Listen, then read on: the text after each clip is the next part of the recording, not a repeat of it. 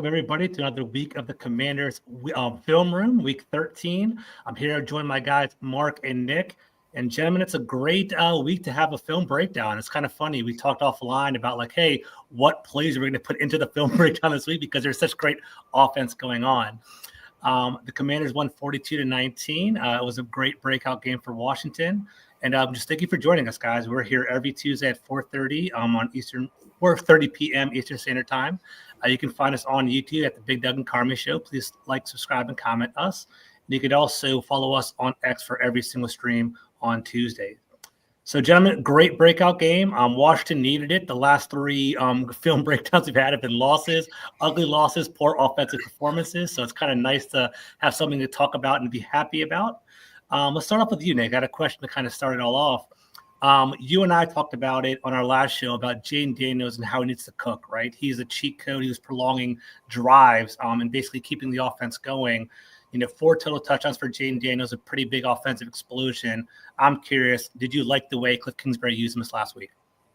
Yeah, I mean, I think Cliff has been doing a good job in the entire season of how he wants to use this offense. And, yeah, I think Jaden was, again, really efficient with what he was doing on the ground. And, again, we've talked about it for weeks now that he has a cheat code and you got to use that. And when it all goes to hell, you still have answers with him. If the play design is not open, he's still able to kind of work his way around it and get first downs, and that's kind of huge. And I think that was a big thing is they stayed ahead of the chains, and we're kind of always in position to keep the defense guessing. When you're not in third and long anymore, you can have the option to run pass on third and short. So yeah, I think Titans also helped them with the fumbles and terrible offense on their own side. So, but yeah, it was good to finally not have to be negative on here. Absolutely. And I'm going to throw it over to Mark, one of the bigger advocates for Cliff Kingsbury, actually. So I want to kind of go this direction with it. So, Mark, there's been a lot of talk about the Cliff, and people have brought up his, college stats. We've talked about his Arizona stats without, really looking at the nuance and the context. There were injuries along the way. He was offensive coordinators in some of those stops. But Washington had a pretty breakout game last week to the tune of 463 total yards, 267 rushing yards, 29 first downs, 42 total points, and a scoring touchdown on the first 4 drives. So, Mark, I just want to throw it to you. Like, what happened last week? Why did it kind of blow up? And what's your rationale behind everything? They had a good game plan. They executed really, really well. I think if you want the honest answer, they got back to some of the core run stuff that they did at the start of the year. The Titans certainly helped with some of that in terms of some of the fronts they presented and some of the stunts that just happened to be at the wrong time. And part of that is there was quite a few runs that we'll see in the film breakdown that the Titans kind of stunted into the wrong look at the wrong time, and it happened more than once. So at a certain point, you think that's just good scouting from Washington's perspective. And so, yeah, they hit on quite a few nice runs, and as Nick said, they stayed ahead of chains. And yeah, they kind of got back to what they did earlier in the year, where they were really, really efficient. They didn't necessarily have the big explosive play in the passing game, but they didn't need it.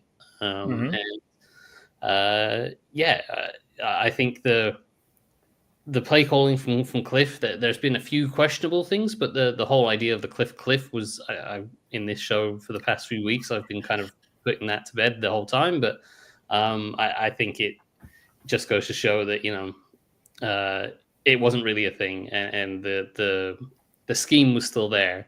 The layering of play calls was still there. The execution was lacking, and they got that right against the Titans.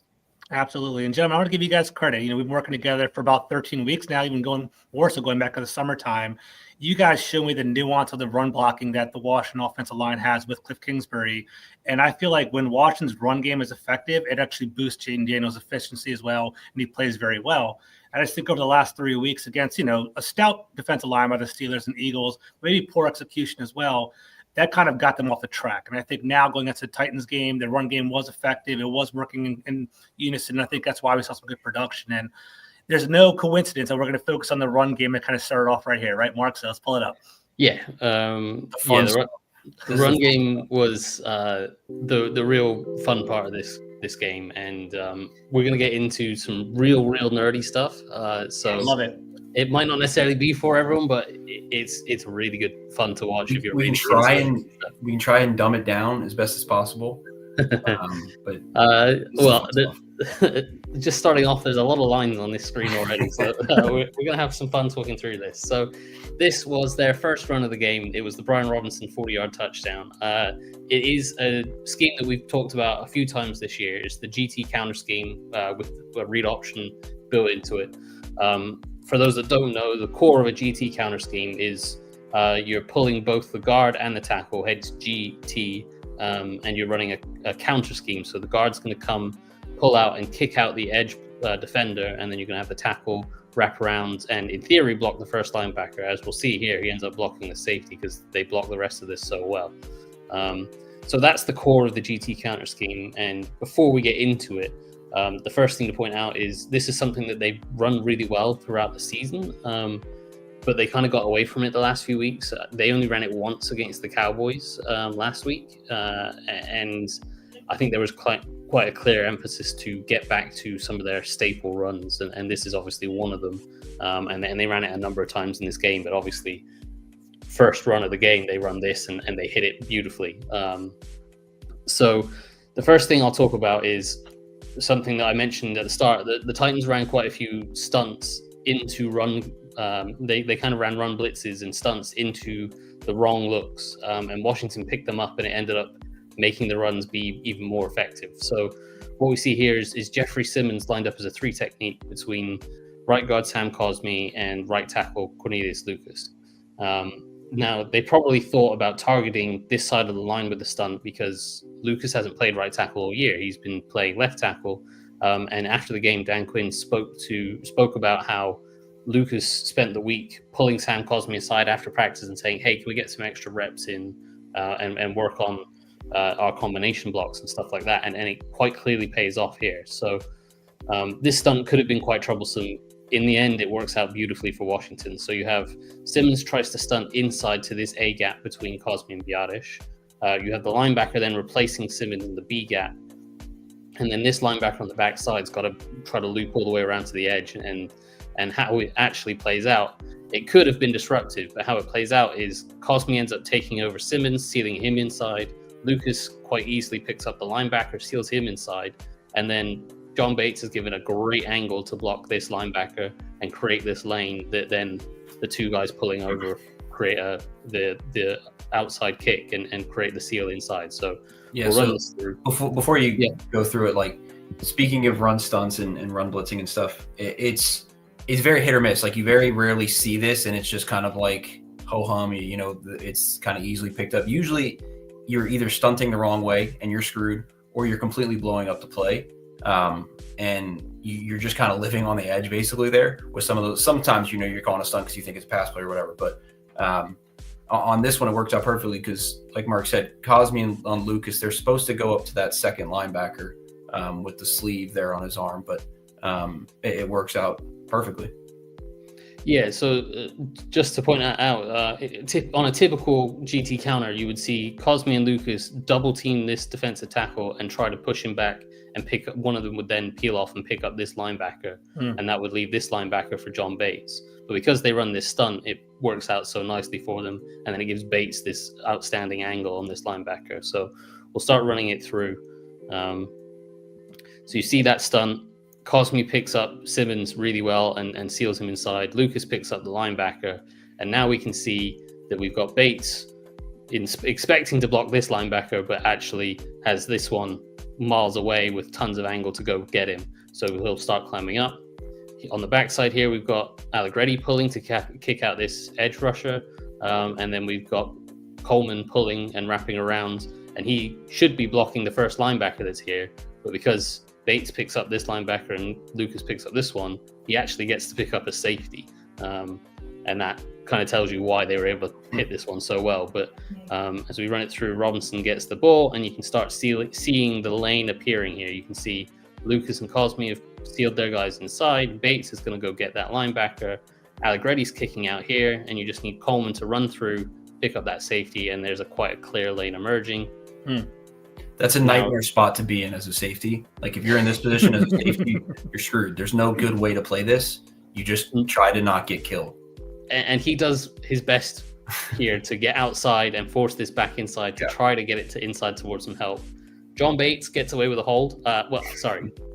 He doesn't get called, so it's not technically a hold. There you go. It's a hold. There you go. I like that. But yeah, he gets away with one here. But the linebacker, when we played this through, he doesn't go turning and screaming like most guys would when they are clearly blatantly held. So maybe it just looks worse than it actually is. It's probably a hold. But you can see they've got this lane nicely secured. Robinson just runs straight through it. And then at this point, it is, can this safety stop Robinson from getting to the end zone? You get a nice block out here as well from Noah Brown on the edge. Worth pointing out that receivers make runs, runs from good runs into great runs. And then it's a foot race, and Robinson outruns the safety to the end zone. So that was Mark, real quick to jump in on that.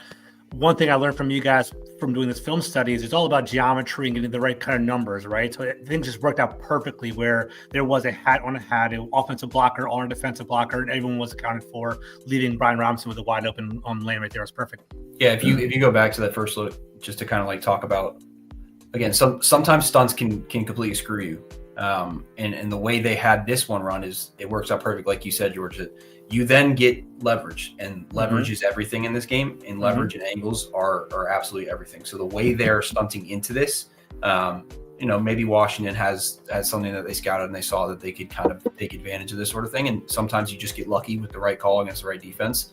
But again, run stunts can be pretty damaging to a run play, but this one helps out because you get nice angles everywhere. Yeah, you just get all these guys stunting inside where you want to be blocking them inside. You want to be seeing them inside, and they stunt. The defense is going where they want to go, and the offense is going where they want you to go. So it just works out. Bad recipe for the defense. It's a great recipe for the offense. So I mean, everyone on the Titans is pretty much doing their job. Maybe you would like that linebacker who's getting quote held to get over the top and make a play here, but everyone else is really just kind of doing their job, and you just got a good look, and then the safety's got to come down and make a play, but he takes a pretty bad angle, and you got 6. Yep. So very, very good start for Washington. But that GT counter scheme, as we talked about, is a staple run for them. And they've got better and better at it as they've gone throughout the year. And you could see it again here. This is another one later in the game with Chris Rodriguez. It's the same idea. You get both the tackle and guard pulling from this side and kicking out this way, and you get the rest of the offensive line blocking down. This time the Titans are run blitzing with a linebacker on the other side.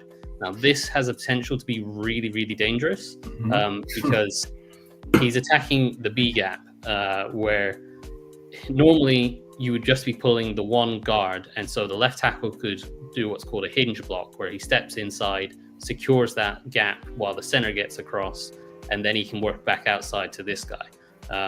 But because the tackle is also pulling, suddenly there's two huge gaps here on the offensive line, which means Tyler Biotish has to make up a lot of ground to go pick up this guy. But not only does he have to make up a lot of ground, he's also got a nose tackle on his outside shoulder here. So it's a really tough block for him to reach, and he's got a guy in his way. So it makes things a lot more difficult, and he does a great job of sliding across, getting out there. But Sam Cosme also does a fantastic job of sliding across and picking up the nose tackle to free up Biotish to go do that. So they get 2 really nice blocks from probably their 2 best offensive linemen. And that's what sets this one up. So again, run blitzing on the backside of it could have been really dangerous, but you'll see as we run this through. The blitz just comes a little bit early, which gives Biotish a little hint. Cosme comes across, picks up the nose tackle. Biotish does enough to clip the linebacker, and Coleman kind of helps him out. He spots that issue and kind of pauses to help him out a little bit. But for the most part, it's Biotish doing enough to secure that block, and that frees up the guys to pull and clears a lot of space on this front side. On the back side here, on the front side here, Cornelius Lucas does a really nice job. I'm actually just going to wind it back to look at the job that Lucas does, because it's worth talking about. The defensive tackle is on his inside shoulder here. Now, this defensive tackle stunts outside, and a lot of the time when you're running this type of scheme, an offensive lineman will focus too much on trying to get the right leverage and seal you inside. Lucas does a really nice job of kind of what Nick talked about on the last play, where the offense, he lets the defender go where he wants to go and just forces him further outside. So instead of worrying about trying to sealing him inside and losing the block, he lets him go outside and he just kicks him out. So again, we'll focus on Lucas this time. You'll see defensive tackle stunts outside, and Lucas goes, okay, you're outside, that's fine. I'll switch you outside and I'll move the leverage and I'll kick you out instead. Mm-hmm. Yeah, uses leverage against him, and exactly. So. Like Mark said, sometimes you'll see guys try to turn him back inside, and then it just kind of muddies the read. Yeah, great play. Yep. So then what happens is you get this linebacker that thinks Jaden Daniels has kept the ball, so he runs the wrong way, and that again gives John Bates a really nice angle. And then Brandon Coleman's coming through here, meant to wrap around for a linebacker, and kind of has nobody to block. And again, he could end up getting to the safety, but at this point, Chris Rodriguez is just like, I'm not going to wait for that. I'm just going to go. And he runs through nicely and goes and picks up 17 yards. So, Mark and Nick, go ahead. Yeah, well, if you go back to the front real quick, I'm just what linebackers are kind of supposed to do on this play. Again, if there's not a run blitz, run stunt called, is once they see pull, both of them have to get over the top. But because, again, of the blitz and of the stunt and how you have it, mapped out, they're kind of screwed. Obviously, 17, stupid number for a linebacker, is running through there. And so the other linebacker, he needs to, again, flow, get over the top. But again, you have Jaden, who is a cheat code, like we keep saying. He gets confused, and now he's in a spot where he's kind of screwed. Like that one hesitation, as a linebacker, like the hesitation's bad. Then jumping the wrong way is even worse. And now you're just screwed. Mm-hmm. You're just screwed against this run concept. Yeah, eyes are on Jaden here. Ball is here, going that way.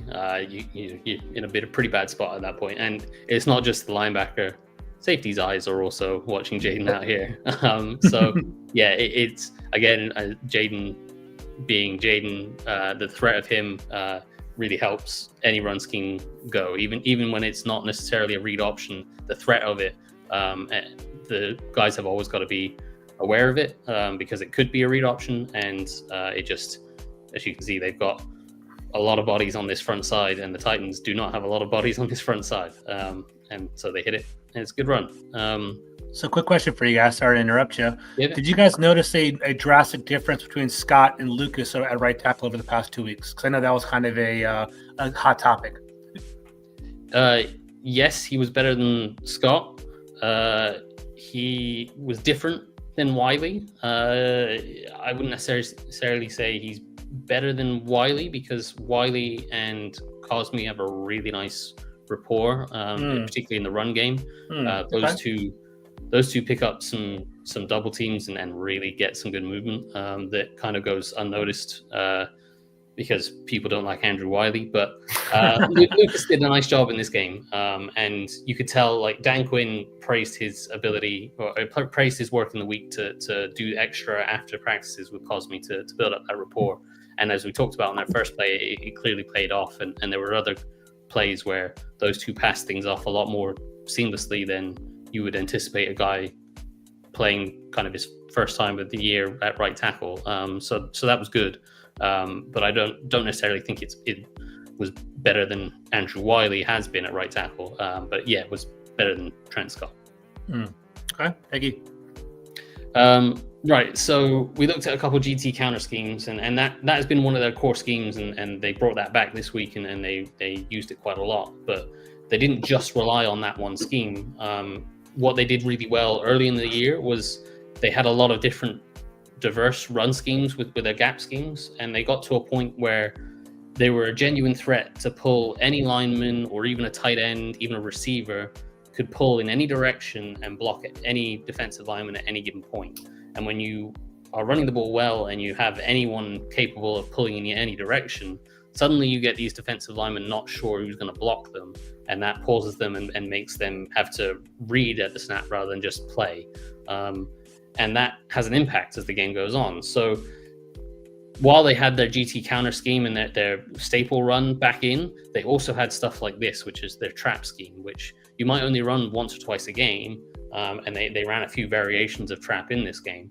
But it's enough to be a change up to get these defensive linemen thinking. So this trap scheme here, on a normal run, you've got Jeffrey Simmons, one of the best defensive tackles in the league. You would think on a normal run, you would probably get Allegretti and Coleman probably trying to double team him and pin him inside, or trying to move him together on an outside zone or something like that. They'd be working as a combination.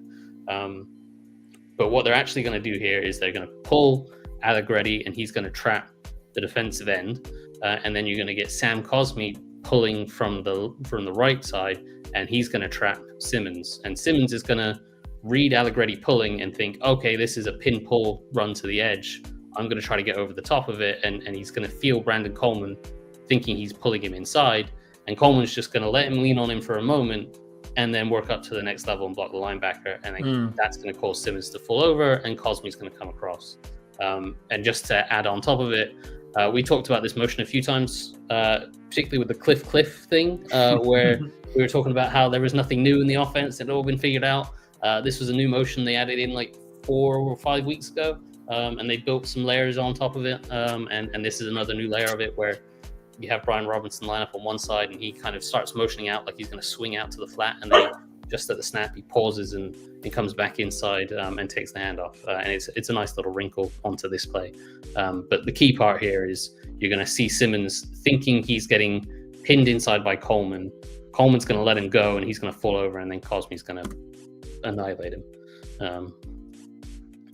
So you get the motion, you get him thinking, okay, I can see Allegretti's pulling, and I can see Coleman looks like he's gonna block down on him, so he starts to lean on Coleman, and you see Coleman just lifts his arm and swims up over him and works up to linebacker while Allegretti's pulling to the edge, and that leaves Simmons falling over while trying to lean on Coleman, and suddenly you've got this 320-pound Sam Cosmi running at you while you're falling over. This is not a nice spot to be in.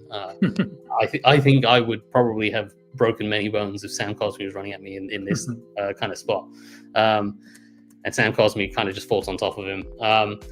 Coleman doesn't actually get up to this linebacker, but because of the misdirection of the run with the two guys pulling to the edge, this linebacker thinks the run's coming out here and kind of blocks himself. And Biotish does a nice job sealing the nose tackle and holding him in place, and that gives Robinson just enough of a lane to get through there, and Robinson does well to run this one tight to Biotish's back rather than trying to hit that lane too much. And that's what trap does. Like, again, as a linebacker, you see the pullers and your first initial thing is to get over the top, but when you run trap, it's not really the case, and then he's screwed and he's lost his gap, and then you're looking behind you for another 15 yards. And a couple takeaways for me is Biotish, right? What a great off-season acquisition for us. He's a great blocker. We're just kind of constantly referring to him during this film right there. And then Brian Robinson getting really skinny, running right behind him and getting some extra yards. Great play. Yep. And this is kind of another variant of that. This one is a wham scheme. And now the difference between a wham and a trap is very small. But rather than having a guard pull, you're going to have a tight end. He's jumped. First of all, take note of this motion. We'll come back to this motion. They use this quite a few times, and they built quite a lot. So why? I'm putting you on the spot here. Why do they use this motion? Like, what do you do from an offensive perspective? What kind of advantage do you get? Well, we'll get into that in the next few clips because it's coming up after this. Okay, I'll wait. But yeah, you'll wait. I asked you this time. I didn't just answer. So yeah, thanks. You can answer it if you want, but that's fine. There's a lot more of this motion coming up, so we'll get into that shortly. But first off, just note that you have John Bates lining up kind of as a H-back rather than a tight end. He's off the line of scrimmage. He's going to motion across to the butt of the guard, and then just before the snap, he's going to set, and they're going to snap the ball. And on the wham play, he's going to be the one that traps Jeffrey Simmons rather than having Cosmi pull. So it's the same type of thing, but instead of a guard doing it, it's a tight end, or in this case, a H-back. But it's the same idea. And then what that allows you to do is it allows Allegretti to be really aggressive, to go up and get a linebacker. It allows Biotish and Cosme to double team the nose tackle, the bigger body, and work him up to another linebacker, and allows your tackles to kick out on the edge. And we'll run this one through. You'll see that motion, and then they're going to snap the ball, and you can see Simmons is kind of a little bit surprised that they don't really sell a huge fake to him, so he doesn't react to this one quite as badly. Both these guys kind of leave him pretty quickly, so he kind of quickly identifies what's going on, and so he works down the line. And you can see here he looks at Bates and is like, okay, I'm getting wham, but he kind of can't really do a huge amount about it, because you get this strong double team here from Biotish and Cosme pushing the nose tackle back. You get Allegretti, because he had such a clean release up to the linebacker, he's creating that seal, and you get that. You can see there quite easily that seal on that side of the line. All Bates needs to do is cut this guy, and you've got that lane, because the safety coming in fills the wrong side. Not necessarily the wrong side. He might have been expecting Simmons to fill inside. But in the end, Simmons and the safety are in the same gap, and that leaves the lane up the middle. And you can see Bates does just enough on Simmons. Simmons does come That's off all you it. can ask of him. Like, Yeah, he's 100 pounds there, and exactly. So he does just enough. Simmons does come off of it and tries to arm tackle, but it's only an arm tackle, and Rodriguez does a nice job running through it. But again, you can see Allegretti is doing a real nice job pushing his linebacker back. You've got Biotish and Cosme sealing off that double team, and Rodriguez hits it by them, and then Dyami Brown here does a nice job getting up to the second level to get that safety. I would love to see Chris Rodriguez at this point trust Dyami Brown to make that block and keep this to the left side. He cuts it back, and as it is, he nearly outruns the safety anyway. But this guy comes back and clips him. And just gets enough on him there that allows the safety to then go and make the play. But still 25 yards. I got a comment and a question for you, Mark. So for one, thank you for teaching us and walking us through Wham. I was listening to Take Command podcast with Craig Hoffman and Logan Paulson, and Logan Paulson said that they added Wham as part of a new wrinkle this week and dipped into it very well, like 5 or 6 times during the game. So thank you for clarifying that a Wham is essentially the tight end leading the block as opposed to a guard. So thank you for that. My question to you is, Chris Rodriguez had a pretty eventful third and fourth quarter. He had 94 yards and 13 carries. Is that a testament to his running ability and vision, or is that more of like the offensive scheme? It looks like the offensive line is blowing people up and is having a great game in regard to scheme and blocking, in my opinion. But curious what your thoughts are. The offensive line definitely had a really strong game, but Rodriguez and in fact all the backs had a nice job, and I've got a few clips of all of them if we get to them. We're halfway through it. We only got about halfway through the run game. This is the problem with the run game. There's so many like little tiny details, nuances. Have to talk. But if we get to him, I have got clips of Rodriguez making his own yards, and McNichols made some of his own yards, and obviously Brian Robinson did that as well. So they all deserve credit. They all ran the ball well, but certainly when every running back's able to run the ball particularly well, then generally speaking, the offensive line's had a pretty good game, and the run scheme's been pretty good as well. At that point, your job as a running back is to get more out of it than what the offensive line gives you. And we saw on a couple runs now that Rodriguez is taking obviously what the offensive line gives him, but then you get another 15 yards off of it, and that's what good running backs do. And Brian Robinson finishing that first one for a touchdown is what good running backs do. You don't want to get tackled by a safety there, and you go outrun him for a touchdown. So yeah, the offensive line does most of it, but you then have to go create more, and that's what the good running backs do. Yeah. So going back to that motion that Nick wanted to talk about so much, that this was quite a staple of this game, where you saw John Bates line up as a tight end kind of just off the line of scrimmage, and he would motion across to the butt of the guard on the opposite side, and then he would insert into the blocking scheme. Now, he wouldn't always block the defensive tackle, as we just saw. Sometimes, like on this play, he loops around and ends up blocking a linebacker. Sometimes they would snap the ball with him here, and he would end up going out and blocking the defensive end. And you'll see that I've got a sequence of 2 of these where he's blocking different players. It really messes with how a defense is trying to fit the run, because at this point, if everyone just blocks where they are, you have the established gaps. So you have a gap out here, gap here, in here, and out here. But when John Bates motions across and suddenly inserts into the blocking scheme here, suddenly he removes a gap from the edge, but creates a gap inside. And now the defense has to fit it very differently. Yeah, if you run it and get it to like right where he is about, where when the dotted line stops, and just watch the linebackers. So they have to, the safety comes down this time, but they have to adjust now because, like Mark said, you removed a gap from one side and created one on the other side. So you saw on the last play that the linebackers have to shift, and then he's going to come back across. So then they have to shift again, but at that point, it's kind of too late. Yep. And so what you're going to see is this is almost essentially a power play, but with rather than a guard pulling, you get John Bates doing the pull, and so you're going to get a double team inside here. They're going to block Sweat and block him down. You're going to get Allegretti blocking on Simmons, and then you're going to get Bates coming up and blocking the linebacker. And they block this quite well. And again, Sweat kind of helps them again with the stunt, and that allows them to force him in there. Allegretti stacks up nicely on Simmons and does his job holding out here. The motion has kind of got this linebacker out of the way. Now the safety does a really nice job fitting this, and we'll come a little bit more back to that. But you can see up front, everyone's doing their job quite nicely, and Bates is going to go and block this linebacker. And you can see where the lane would be, right? Now, unfortunately, the Titans did, and this safety did a really nice job throughout this game of coming down late and fitting the run nicely. And that's a really big part of why they were a decent run defense going into this game. But, it still works out quite nicely. They still pick up 4 yards in this play, despite the safety fitting this nicely and cutting Robinson. And you can see the value of having a 6'2" running back with Robinson's size. He gets cut here at about 2 yards and he's able to fall forward for an extra 2 and turns it into a 4-yard gain.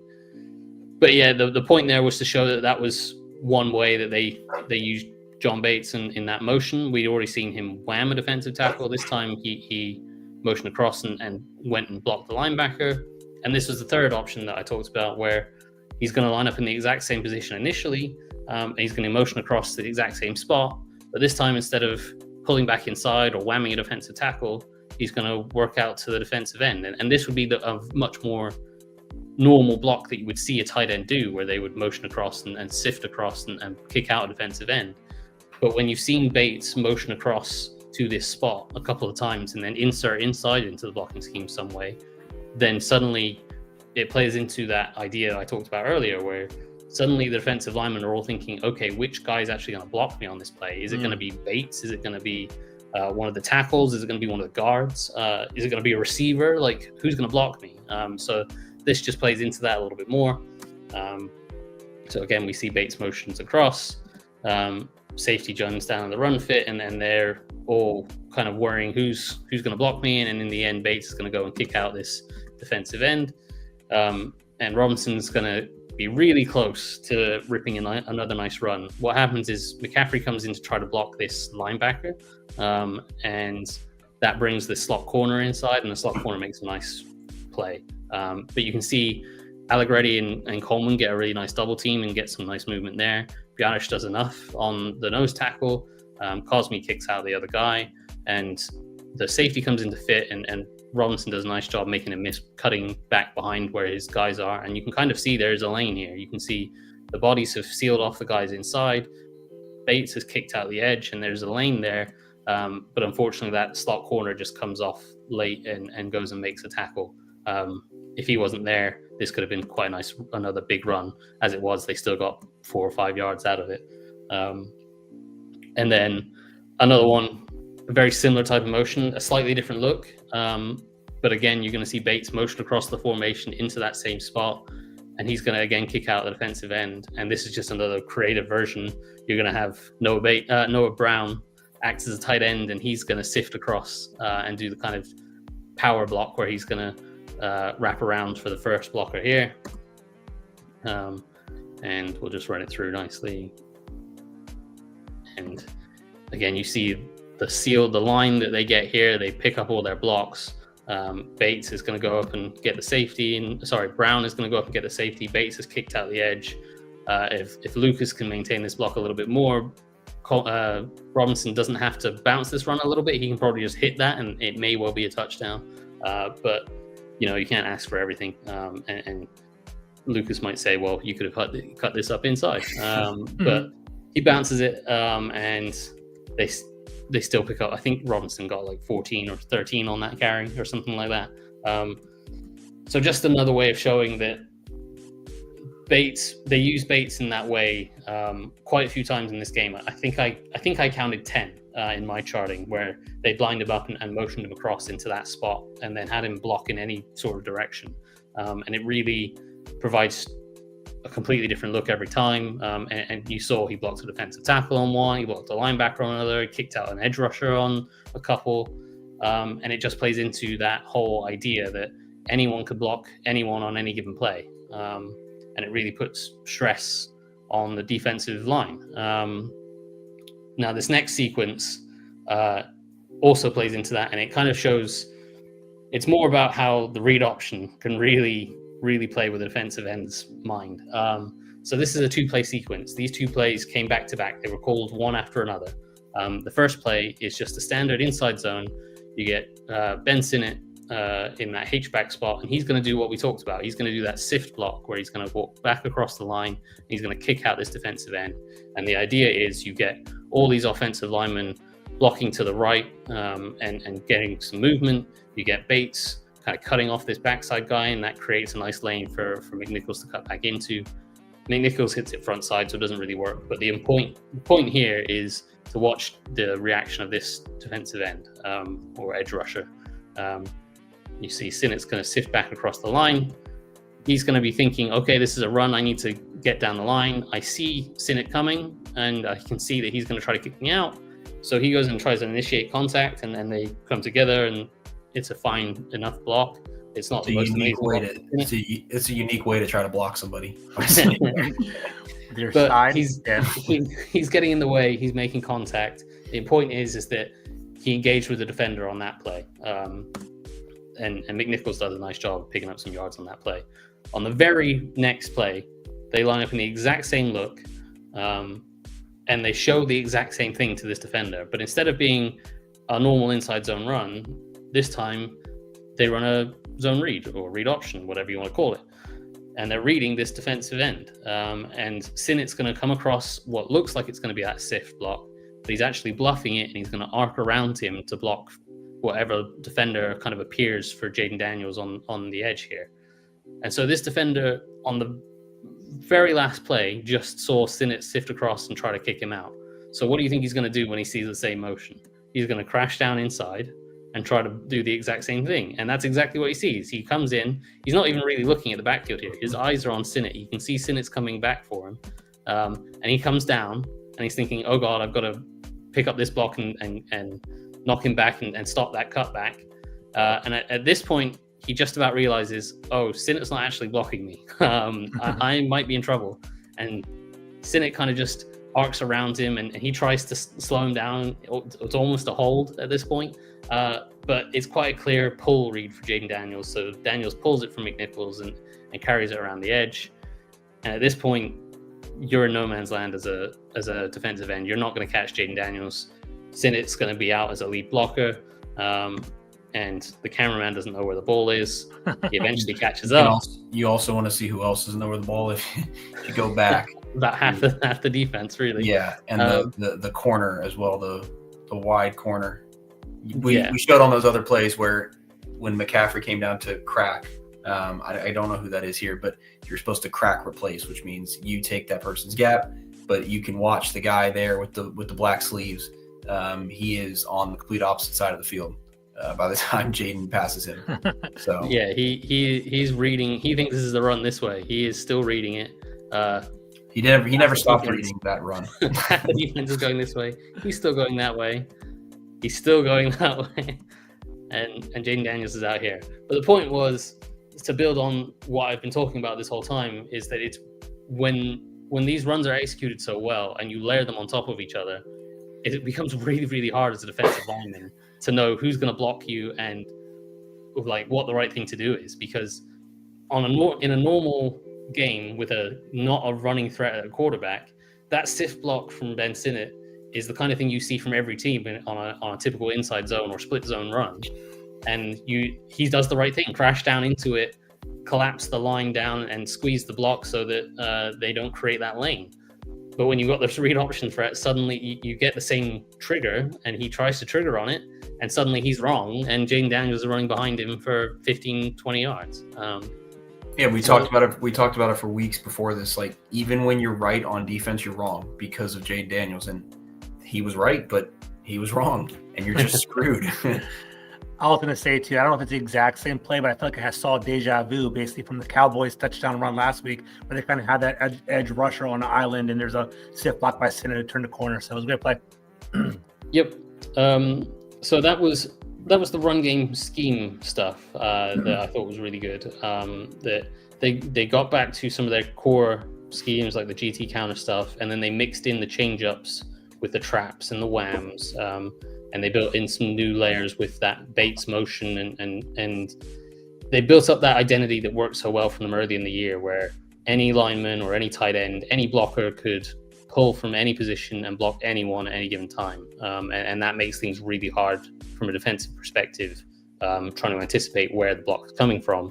And later in the game, that will play into play action stuff and passing stuff, where you're thinking, this could still be a run. Am I going to get blocked by someone? Oh, wait, no, it's actually a pass play and I'm not actually rushing. So it's a really good scheme when it all works well together like that. And that's obviously easy to say when they put up 260 yards on the ground. But they wasn't a scheme. Executed it. I mean, we've been talking for weeks, like, they just need to execute because the plays are there, and they did. And you saw that they didn't have to do much more than just what their job was designed to do on that play, and they did it. Yeah. So we've only got 20 minutes ish left, and so we have a choice. We can either talk about a little bit of the running backs, or we can skip to one of the other topics, either Terry or Cliff's passing stuff. What do you guys want to do? Let's do some passing stuff. Yeah, I agree. The people love the passing game. I could sit here and talk about the run game for hours, but I know most people aren't sickos like me. Do we want to do some of the Terry and Jaden efficient, or do we want to do some of the Cliff fun scheme stuff? Whatever you want, whatever you feel more comfortable with. Doesn't matter to me. All right, we'll start with the Terry and Jaden efficient stuff, and we'll see how far we get. This is the first couple plays, right, of the game here. This one is the first pass of the game, yes. Yeah. So to kind of set this up, this is one of the ones that I was going to pick out, or the first few that I was going to pick out is the Titans are going to play a lot of this quarter stuff, and so. I don't know if that's something they did a ton in the past. I'm not watching Titans games that religiously, but he did a great job of, maybe he's trolling us by putting Terry on the right side for the first couple plays. But these plays are great jobs to attack quarter specifically, and specifically those underneath guys. So again, that's a huge sign of coaching, and the whole Cliff thing. Like, he knows what he's doing, and he's getting easy throws right away to start attacking exactly what they're doing in coverage, and they're again just screwed at the start. Yeah. So to build on that, what we have here is a slot fade combo to the right, where Noah Brown's in the slot and Terry McLaurin's outside to the right. Can you believe it? He's only outside to the right. And so the slot fade combo, I believe in the Cliff terminology, they call it Izzy. I don't know why, but I think I've seen that in a playbook somewhere. So I'm going to go with it. I feel like they just make up random names at this point for the most part, yes. Absolutely. None of them really make any sense. So, Terry's going to run this hitch, and you're going to have the slot fade from Noah Brown inside. You're going to get Robinson's going to motion across, and then you're going to run, you can call it spot. Most West Coast offenses will call it arrow, where you get a corner route from the tight end, a spot route in the middle, and then a flat route from the running back. They're not going to read that side, so it doesn't matter. Jaden's going this side the whole way. And let's run it through. Am I running it? There we go.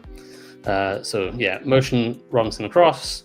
Right at the snap, Jaden makes his intention pretty clear. He's working to his right, and he's pretty much instantly just working to Terry. As Nick said, that Titans played a bunch of quarters, and in quarters coverage, in theory, the weakness is the flat. And so in theory, you're going to get the slot fade should occupy both the safety and the deep corner down the field. And then that's going to leave this flat defender that has to play inside and then work out to the flat with tons of space to try to make up on Terry on the outside.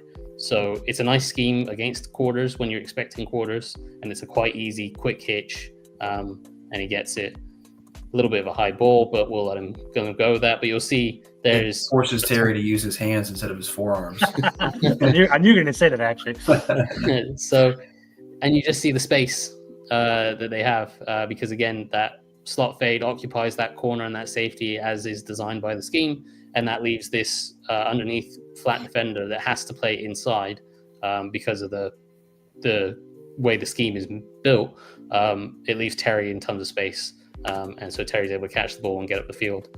And funnily enough, in the second half, after they'd run about 50 plays, I think Cliff was like, well, I've run everything on my call sheet, so I'll go back to that exact play. And they hit De'Ami Brown for like 17 yards on the exact same play.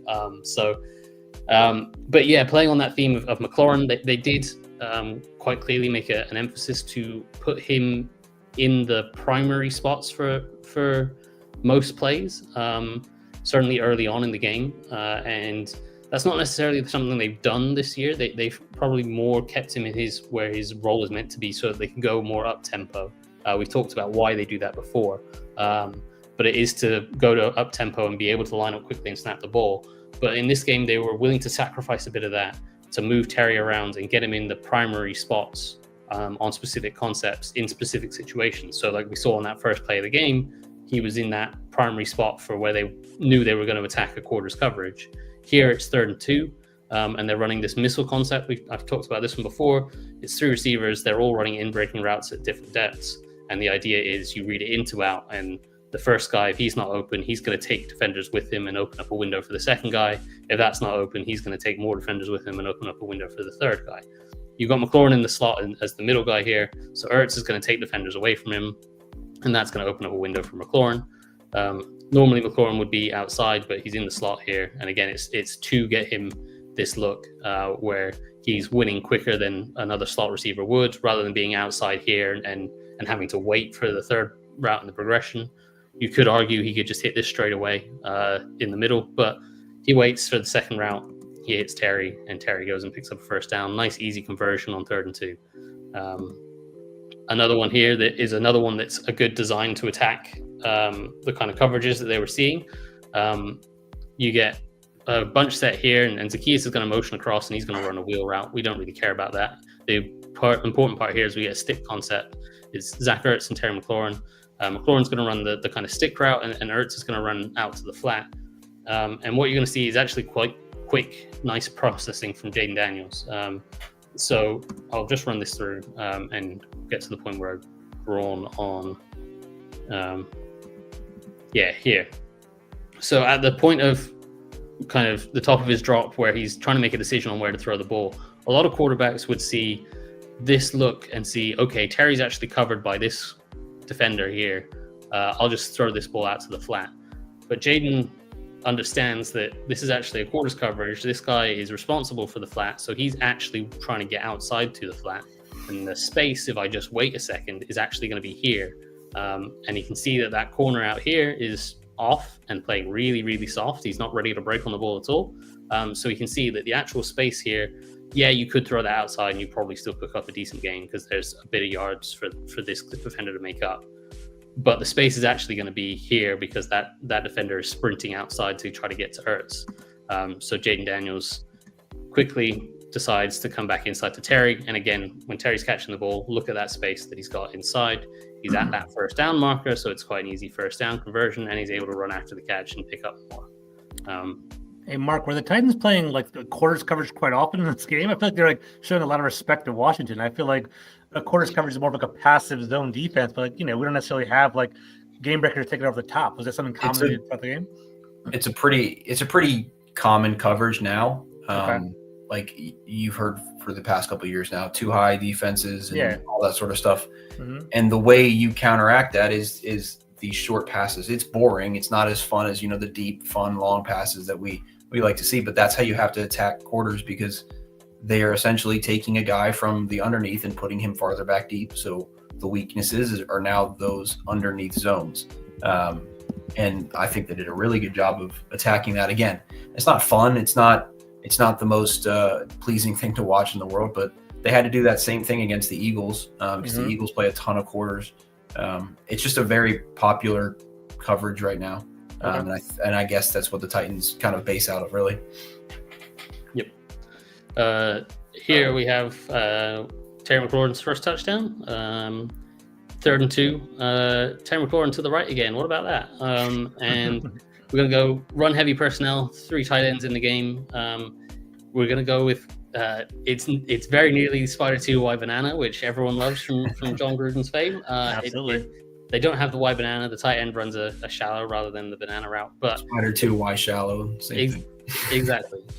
So it's a slightly different concept, but it's the same idea with the protection where you're going to motion Sinnott into a fullback spot.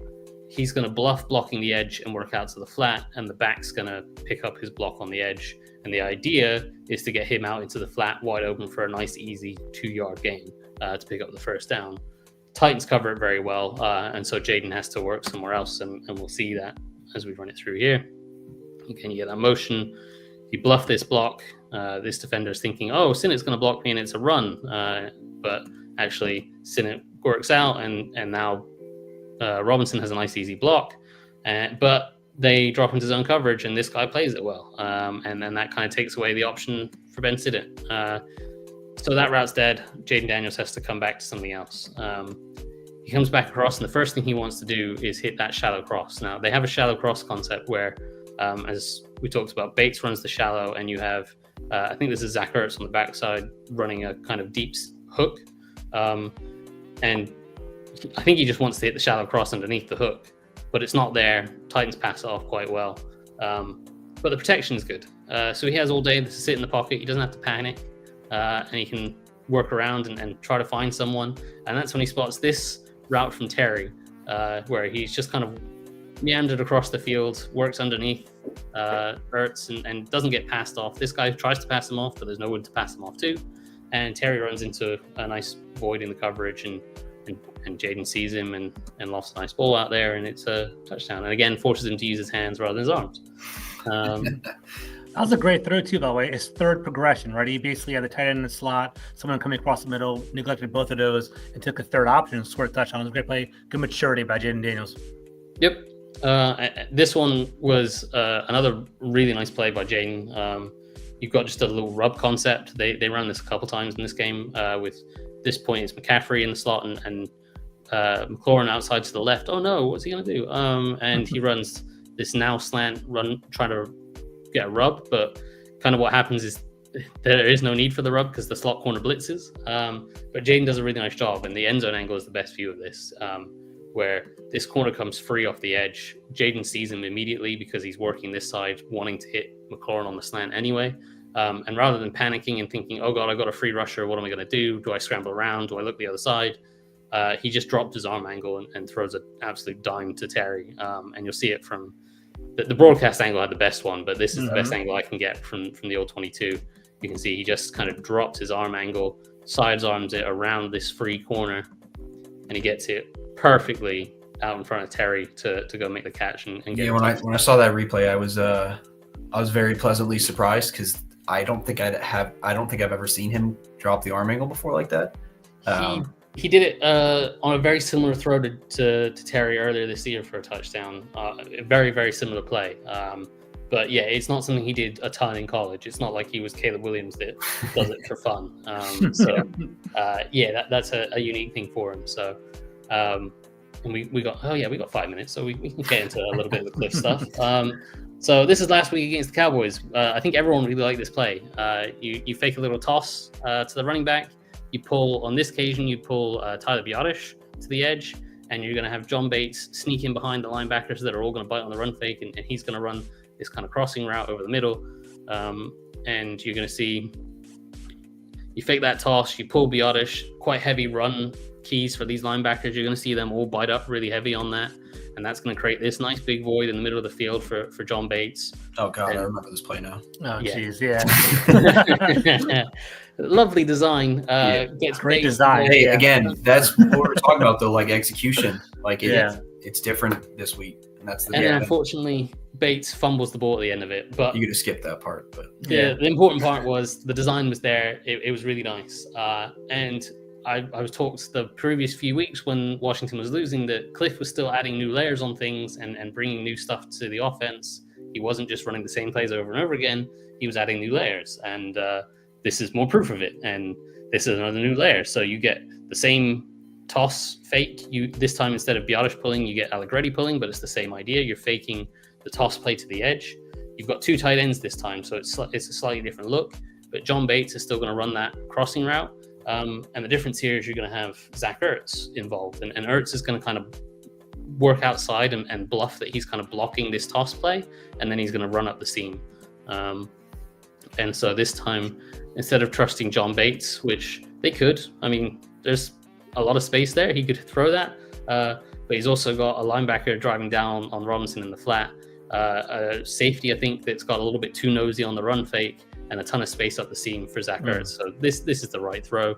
And obviously, we don't trust John Bates after fumbling last week on this play. So we're gonna go to the new wrinkle and hit Zach Ertz up the seam and pick up 25 yards. And hey, Zach got an extra 5 did you yards. see that? We might have a new Zach Ertz. Yak Zach? Okay, Yak interesting. Zach. Okay. Some Yak Zach, not big Yak Zach. He broke Some some Yak Zach. He broke a tackle there, so that's big. Nice. More cool Cliff stuff. We get the same little rub concept this time with De'Ami Brown inside. Doesn't really matter. We're working to this side of the field. 2 tight ends again. This time Ertz is lined up at this side. He's going to motion across. He's going to insert inside, and it's going to look like a run scheme that the kind of stuff that we saw earlier with John Bates doing this kind of motion. And that's the whole intent. It's going to be a play action pass, and you're going to get Bates working to the flat and Ertz running. I'm not quite sure what he's running. I think it might be a choice route. It's not necessarily the best choice route I've ever seen, but he breaks inside. It's more like a box out in the end zone route. Yeah, it's kind of just at this point, get inside and win. And he does. And you can see there's a ton of field here. Jaden does a nice job drifting away from some pressure that's coming, gets it over the middle and finds Ertz, I think, got the end zone angle. Yeah, so again, you see that kind of motion that we'd seen a little bit of from Bates earlier. It's not quite the same thing, but it looks like he's going to insert into the blocking scheme here. You get the Titans defense all worried about, what's run is coming. And obviously, Jaden Daniels is a bit of a cheat code in the red zone, so you get everyone worrying about what run might be coming. Suddenly, you hit them with a play action pass, and you got Zach Ertz breaking open over the middle into a lot of space. Mm-hmm. And Jaden finds him for a touchdown. More fun Cliff stuff. And I don't want to be negative on this. Jaden Daniels had quite a few of these kind of plays where on another day he has like 400 yards and like even more touchdowns. But we're not going to be picky. He was efficient. He did what they needed him to, obviously. But this is a nice play design. It's one of those fake screens. We've seen one earlier this year where they faked a bubble screen and hit Zach Ertz up the seam. This is the same idea, but it's just slightly different way to get to it. So you got actually Zacchaeus here. This is their 21 personnel with 2 running backs look that we've seen with Eckler and McNichols, or Brian Robinson and Eckler. Obviously Eckler's out and McNichols is in here, and they were resting Brian Robinson. So they bring Zacchaeus in here as kind of the extra running back, and he's just going to motion out to the flat, and it's going to look like their swing screen with Noah Brown kind of blocking it and McLaurin kind of just clearing the way. But instead, when they get to it, Noah Brown just kind of stutters and gives this defender enough to make him think, I'm trying to block you, I'm trying to block you. Trigger on the swing screen, trigger on it. And as soon as he triggers on it, Noah Brown leaves him and takes off down the sideline. And then you can see just this tons of space. Terry has burned this guy, so this corner is not worried about what's behind him. He's thinking, I got to get over the top of Terry. And Noah Brown has so much space now. And he's technically supposed to be there where Noah Brown is. Yes. So this is one where a better throw with not quite as much heat on it out in front. Noah Brown probably runs this up the sideline for a touchdown, or at very least gets inside the 5. It's not a great throw. Noah Brown makes the adjustment, makes the catch. They still get the first down. They still move the chains, so it's not the end of the world. And they were up 28-0 at this point, and Jaden Daniels was laughing afterwards, saying, "Yeah, my bad, my bad." And when you're up 28-0, that's fine. You can get away with that. Another fun Cliff one, flea flicker. I don't know why Jaden didn't throw this. Honestly, I don't know. Maybe someone else has an idea. Maybe Nick has an idea. You're faking a handoff, or you're handing the ball off. He's going to toss it back, and Terry's going to run this little stutter inside and go on the outside. He burns this corner. Like, yeah, I didn't. Being the negative guy, I didn't want to bring this play up, but if you're going to, this is there. Safety is inside. I think the bad toss kind of throws him off a little bit. That's my theory too. And I think that's just kind of enough for him to be like, I don't trust it. I'm late or whatever, and doesn't throw it. Even at this point, right? I'm trying to be nice here. Sure. I that was the same excuse I gave him. Yeah. At this point, he has secured the bad toss, and I'll show the end zone angle to show the bad toss. But he secured it, and he's looking at Terry. Mm-hmm. This safety's facing the wrong way. He is no threat. So it is all about, can Terry beat this corner, which he already has? Can I just throw the ball down the sideline, which we've seen Jaden do perfectly a number of times this year? This is a throw Jaden is capable of making, and it's one he should make. This is those plays, if you ever watch an Ole Miss game where Lane Kiffin's on the sideline, and before the throw's even out, he's already holding up his hands for a touchdown. That's what that one could have been right there, where Cliff is probably looking at it like, I got exactly what I want. That one was tough. This one, the only reason, as Nick said, could be that it's a bad toss, and Jaden's just like, okay, I'm just going to reset because it's a bad toss. The toss back swing was a little bit early, and it was kind of off target, and you can see a little bit high. It goes through his hands, kind of bobbles it. At that point, you don't have your fingers on the laces, and it's just like... I can see that.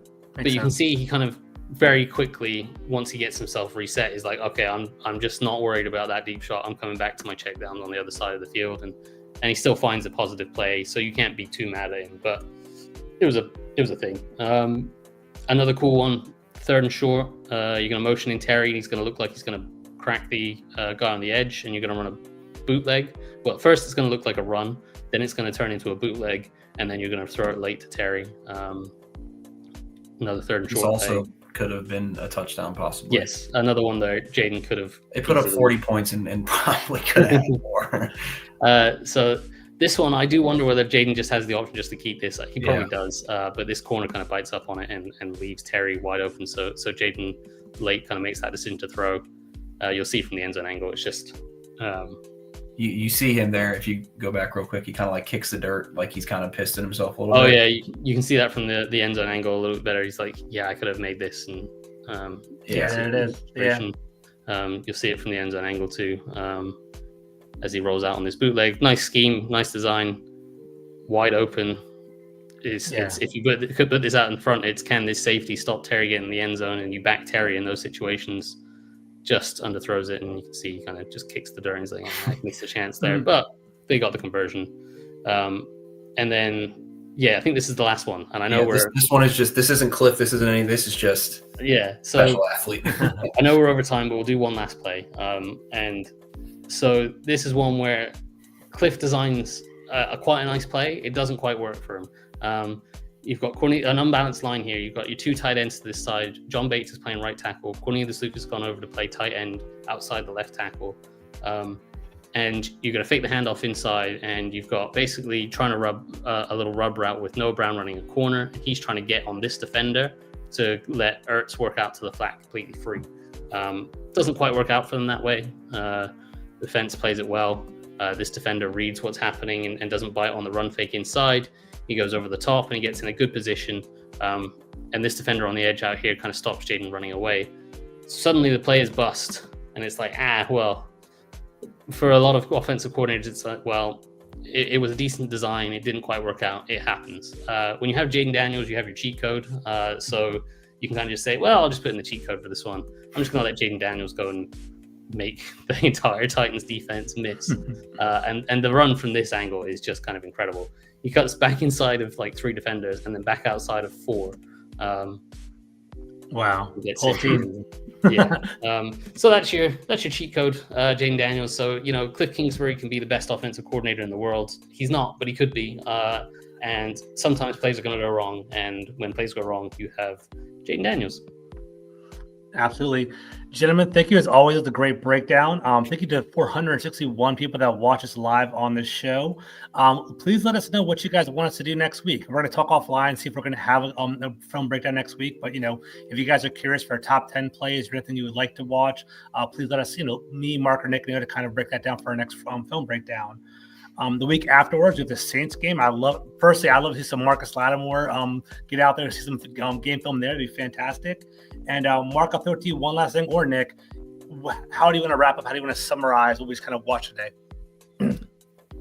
It was good to see them getting back to their core stuff that was working for them earlier in the year, the GT counter stuff, working the change-ups off of that, and getting back to that run game philosophy where the defensive line had no clue which guy was going to block them on any given play, and that really sets up the entire offense.